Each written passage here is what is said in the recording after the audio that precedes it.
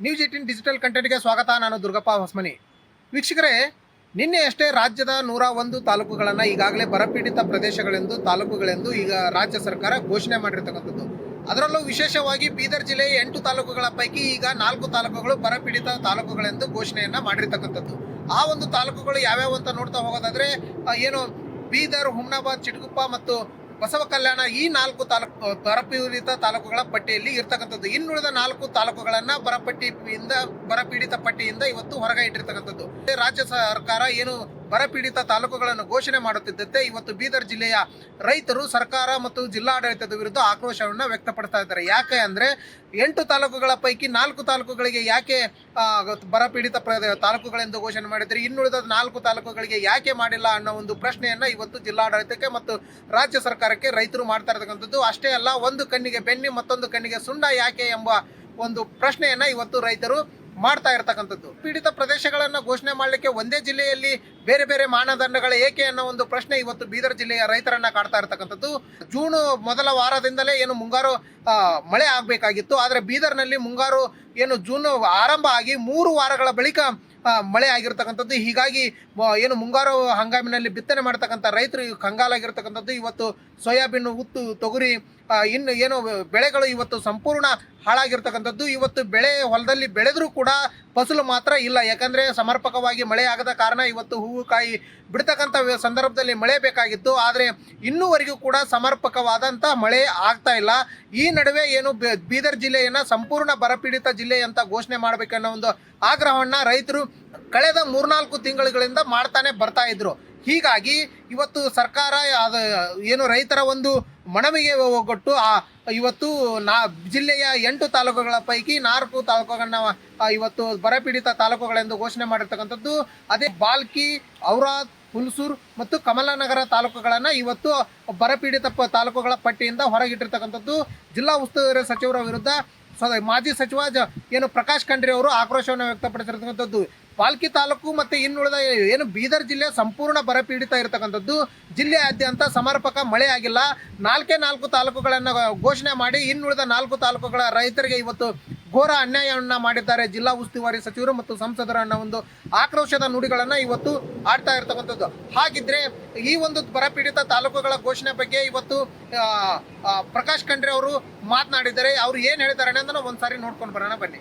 ಕರ್ನಾಟಕ ರಾಜ್ಯ ಸರ್ಕಾರದ ಬರಗಾಲ ಪೀಡಿತ ತಾಲೂಕೆಂದು ಘೋಷಿಸಲಾಗಿದೆ.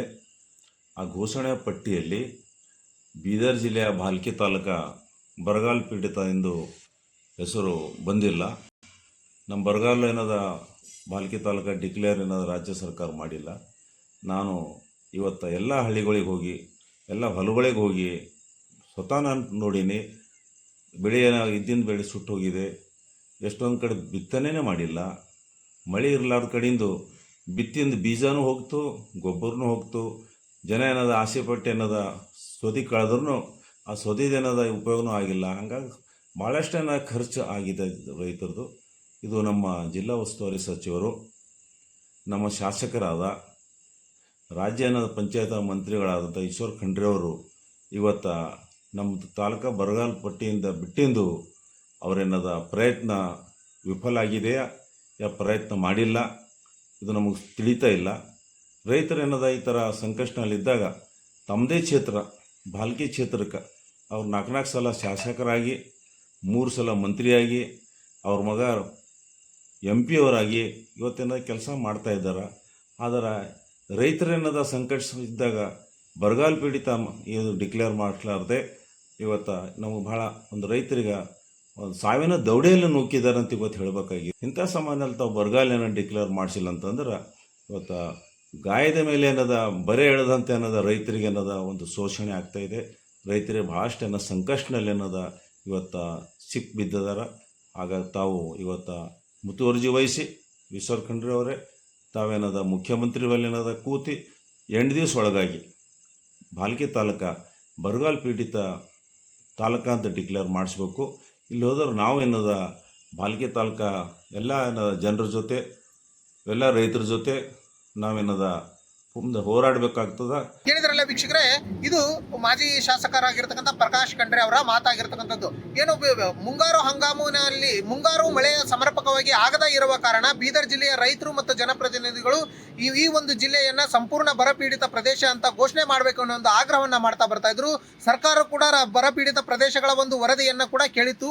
ಈ ಹಿನ್ನೆಲೆಯಲ್ಲಿ 8 ತಾಲೂಕುಗಳ ಪೈಕಿ ಏನು ಕೃಷಿ ಇಲಾಖೆಯ ಅಧಿಕಾರಿಗಳು ಜಂಟಿಯಾಗಿ 4 ತಾಲೂಕುಗಳಲ್ಲಿ ಇವತ್ತು ಬರವನ್ನು ಅಧ್ಯಯನ ಮಾಡಿರ್ತಕ್ಕಂಥದ್ದು. ಅದರಲ್ಲೂ ಹುಲಸೂರು, ಬಸವ ಕಲ್ಯಾಣ, ಔರಾದು, ಹುಮ್ನಾಬಾದು ಮತ್ತು ಚಿಟಗುಪ್ಪ ತಾಲೂಕುಗಳ ಸುಮಾರು 300ಕ್ಕೂ ಅಧಿಕ ಹಳ್ಳಿಗಳಲ್ಲಿ ಏನು ಬರಪೀಡಿತ ಅಧ್ಯಯನ ಮಾಡಿರ್ತಕ್ಕಂಥದ್ದು. ಜಮೀನುಗಳಿಗೆ ಭೇಟಿ ನೀಡಿ ಸರ್ಕಾರಕ್ಕೆ ವರದಿಯನ್ನು, ಜಿಲ್ಲಾಡಳಿತಕ್ಕೆ ವರದಿಯನ್ನು ಸಲ್ಲಿಸಿರ್ತಕ್ಕಂಥದ್ದು. ಜಿಲ್ಲಾಡಳಿತ ವರದಿಯನ್ನು ರಾಜ್ಯ ಸರ್ಕಾರಕ್ಕೆ ಕಳಿಸಿದ್ದು. ರಾಜ್ಯ ಸರ್ಕಾರ ಈ ಒಂದು ವರದಿಯನ್ನು ಆಧರಿಸಿ ಇವತ್ತು 4 ತಾಲೂಕುಗಳನ್ನು ಬರಪೀಡಿತ ತಾಲೂಕುಗಳೆಂದು ಘೋಷಣೆ ಮಾಡಿರ್ತಕ್ಕಂಥದ್ದು. ಹಾಗಿದ್ರೆ ಇನ್ನು 4 ಉಳಿದ ತಾಲೂಕುಗಳನ್ನು ಮ್ಯಾಂಡೇಟರಿಯಲ್ಲಿ ಇವತ್ತು ಇಟ್ಟಿರ್ತಕ್ಕಂಥದ್ದು. ಹೀಗಾಗಿ ಬೀದರ್ ಜಿಲ್ಲೆಯ ರೈತರು ಇವತ್ತು ಸಹಜವಾಗಿ ಆಕ್ರೋಶವನ್ನು ವ್ಯಕ್ತಪಡಿಸ್ತಾ ಇರ್ತಕ್ಕಂಥದ್ದು. ಇನ್ನುಳಿದ ಏನು 4 ತಾಲೂಕುಗಳ ರೈತರಿಗೆ ಇವತ್ತು ಅನ್ಯಾಯವನ್ನು ಮಾಡಿದ್ದಾರೆ. ಆ ಒಂದು ಬರಪೀಡಿತ ತಾಲೂಕುಗಳೆಂದು 4 ತಾಲೂಕುಗಳಾದಂಥ ಏನು ಬಾಲ್ಕಿ, ಹುಲಸೂರು ಮತ್ತು ಕಮಲನಗರ, ಇನ್ನೊಂದು ಔರಾದ್, ಈ ತಾಲೂಕುಗಳ ರೈತರಿಗೆ ಘೋರ ಅನ್ಯಾಯವನ್ನು ಮಾಡಿದ್ದಾರೆ. ಈ ಒಂದು ತಾಲೂಕುಗಳನ್ನು ಬರಪೀಡಿತ ತಾಲೂಕುಗಳೆಂದು ಶೀಘ್ರವೇ ಘೋಷಣೆ ಮಾಡಬೇಕು. ಏನು ರೈತರು ಬೇಡಿಕೆ ಇಟ್ಟಿರ್ತಕ್ಕಂಥ ಪ್ರತಿ ಎಕರೆಗೆ 50,000 ರೂಪಾಯಿ ಪರಿಹಾರವನ್ನು ಕೊಡಬೇಕು ಮತ್ತು ರಾಷ್ಟ್ರೀಕೃತ ಮತ್ತು ಸಹಕಾರ ಬ್ಯಾಂಕ್ನಲ್ಲಿ ಇರ್ತಕ್ಕಂಥ ಸಾಲವನ್ನು ಮನ್ನಾ ಮಾಡಬೇಕು ಅನ್ನೋ ಒಂದು ಆಗ್ರಹ ಏನಿದೆ, ಇದು ಇನ್ನೂ ಕೂಡ ನಿರಂತರವಾಗಿರ್ತಕ್ಕಂಥದ್ದು. ಈಗ ಸದ್ಯ ತಾಲೂಕುಗಳ ಘೋಷಣೆ ಆಗಿರೋ ಹಿನ್ನೆಲೆಯಲ್ಲಿ ಇವತ್ತು ಈ ಒಂದು 4 ಏನು ಬರಪೀಡಿತ ತಾಲೂಕುಗಳ ಪಟ್ಟಿಯಿಂದ ಹೊರಗಿಟ್ಟಿರ್ತಕ್ಕಂಥ 4 ತಾಲೂಕುಗಳನ್ನು ಕೂಡ ಶೀಘ್ರವೇ ಬರಪೀಡಿತ ಪಟ್ಟಿಯಲ್ಲಿ ಸೇರ್ಪಡೆ ಮಾಡಬೇಕು ಅನ್ನೋ ಒಂದು ಆಗ್ರಹವನ್ನು ಮಾಡ್ತಾ ಇರ್ತಕ್ಕಂಥದ್ದು. ಹಾಗಿದ್ರೆ ಬರಪೀಡಿತ ತಾಲೂಕುಗಳ ಘೋಷಣೆಯ ಬಗ್ಗೆ ಮತ್ತು ಈ ಒಂದು ಯಾವ ರೀತಿಯಾಗಿ ಅಧ್ಯಯನ ಮಾಡಿದ್ರು ಅನ್ನೋದ್ರ ಬಗ್ಗೆ ಕೃಷಿ ಇಲಾಖೆಯ ಜಂಟಿ ನಿರ್ದೇಶಕಿ ಆಗಿರ್ತಕ್ಕಂಥ ದೇವಿಕಾ ಅವರು ಹೇಳಿದ್ದಾರೆ. ಹಾಗಿದ್ರೆ ಅವ್ರು ಏನು ಹೇಳಿದ್ದಾರೆ ಅನ್ನೋದನ್ನ ಒಂದು ಸಾರಿ ನೋಡ್ಕೊಂಡ್ ಬರೋಣ ಬನ್ನಿ. ಈಗ ನಮ್ಮಲ್ಲಿ ಟೋಟಲಿ 8 ತಾಲೂಕುಗಳಿವೆ. ಆ 8 ತಾಲೂಕಲ್ಲಿ 4 ತಾಲೂಕನ್ನ ಬರ ಪೀಡಿತ ತಾಲೂಕುಗಳಂತ ಘೋಷಣೆ ಮಾಡಿದ್ದಾರೆ.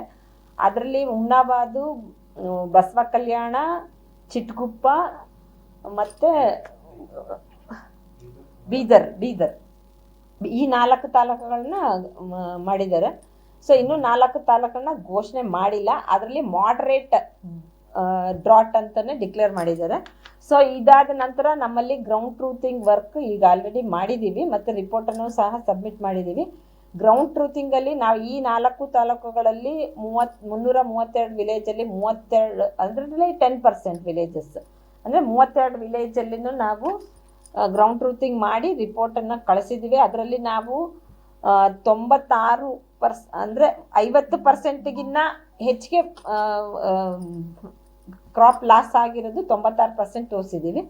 ಮತ್ತು 3% ಮಾತ್ರನೇ ಲೆಸ್ ದ್ಯಾನ್ 50% ಕ್ರಾಪ್ ಲಾಸ್ ಅಂತ ಈಗ ಆಲ್ರೆಡಿ ರಿಪೋರ್ಟನ್ನು ಮಾಡಲಾಗಿದೆ. ಮುಂದಿನ ದಿನಗಳಲ್ಲಿ ಈ ಆಗಸ್ಟ್ನಲ್ಲೂ ಸಹ ನಮ್ಮಲ್ಲಿ ಮಳೆ ಕೊರತೆ ಇದೆ. 78% ಮೊನ್ನೆವರೆಗೂ ಹೋಲಿಸಿದಾಗ. ನಿನ್ನೆ ಸ್ವಲ್ಪ ಮಳೆ ಆಗಿರೋದ್ರಿಂದ ಅದರಲ್ಲೂ 78% ನಮ್ಗೆ ಈ ತಿಂಗಳೇ ಮಳೆ ಕಮ್ಮಿ ಆಗಿದೆ. ಮತ್ತು ಒಂದು 2.5-3 ವೀಕ್ಸ್ವರೆಗೂ ಮಳೆನೇ ಆಗಿಲ್ಲ. ಪ್ರಾಬಬ್ಲಿ ನಾವು ಉಳಿದಂಥ ತಾಲೂಕುಗಳನ್ನು ನೋಡಬೇಕು, ಏನು ಘೋಷಣೆ ಮಾಡ್ತಾರೋ ಏನೋ, ಬೇಸ್ಡ್ ಆನ್ ರೈನ್ಫಾಲ್ ಡಾಟಾ ಮತ್ತು ಏನು ನಮ್ಮಲ್ಲಿ KSNDMC ಮತ್ತು ಇದು ಇದೆ ನಾರ್ಮ್ಸ್ ಪ್ರಕಾರ ಘೋಷಣೆ ಮಾಡಬಹುದು. ಬಟ್ ಇದುವರೆಗೂ ಆಗಿರೋದು 4 ತಾಲೂಕು ನಮ್ಮಲ್ಲಿ ಘೋಷಣೆ ಆಗಿದೆ. ಕೇಳಿದ್ರಲ್ಲ ವೀಕ್ಷಕರೇ, ಬೀದರ್ ಜಿಲ್ಲೆಯಲ್ಲಿ ಒಟ್ಟು 8 ತಾಲೂಕುಗಳು ಇರತಕ್ಕಂಥದ್ದು. 8 ತಾಲೂಕುಗಳ ಪೈಕಿ 4 ತಾಲೂಕುಗಳು ಇವತ್ತು ಬರಪೀಡಿತ ತಾಲೂಕುಗಳಾಗಿ ಘೋಷಣೆ ಆಗಿರ್ತಕ್ಕಂಥದ್ದು. ಇನ್ನುಳಿದ 4 ತಾಲೂಕುಗಳು ಬರಪೀಡಿತ ತಾಲೂಕುಗಳ ಪಟ್ಟಿಯಿಂದ ಇವತ್ತು ಹೊರಗಿರತಕ್ಕಂಥದ್ದು. ಹೀಗಾಗಿ ಒಂದು ಕಣ್ಣಿಗೆ ಬೆನ್ನಿ ಮತ್ತೊಂದು ಕಣ್ಣಿಗೆ ಸುಣ್ಣ ಎನ್ನುವಂತೆ ಇವತ್ತು ರಾಜ್ಯ ಸರ್ಕಾರ ತಾರತಮ್ಯ ಮಾಡಿದೆ. ಹೀಗಾಗಿ ತಾರತಮ್ಯವನ್ನು ಸರಿದೂಗಿಸುವ ಸಲುವಾಗಿ ಈ ಜಿಲ್ಲೆಯ 8 ತಾಲೂಕುಗಳನ್ನು ಇವತ್ತು ಬರಪೀಡಿತ ತಾಲೂಕುಗಳನ್ನಾಗಿ ಘೋಷಣೆ ಮಾಡಬೇಕು ಅನ್ನೋ ಒಂದು ಆಗ್ರಹವನ್ನು ಮಾಡ್ತಾ ಇರ್ತಕ್ಕಂಥದ್ದು.